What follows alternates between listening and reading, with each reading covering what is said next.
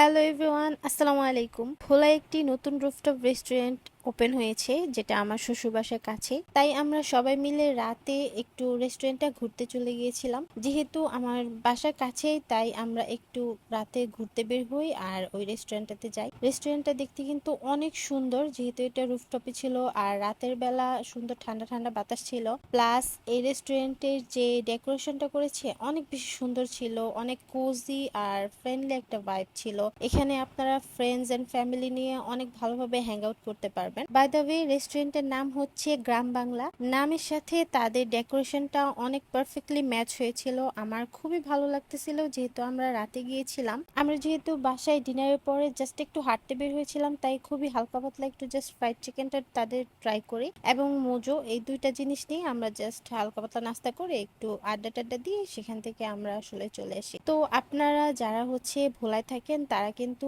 অবশ্যই এই রেস্টুরেন্টটা ভিজিট করবেন। অবশ্যই রাতে যাবেন, তাহলে তাদের অ্যাম্বিয়েন্স এন্ড সবকিছু আপনারা অনেক ভালোভাবে এনজয় করতে পারবেন। এই দেখেন, আমার ছেলে এবং হাজবেন্ড তারা বসে বসে প্রকৃতি দেখতেছিল, যেহেতু রাত ছিল। আর আমার ছেলেও অনেক আনন্দ করছে। আজকে পর্যন্তই, আল্লাহ হাফিজ।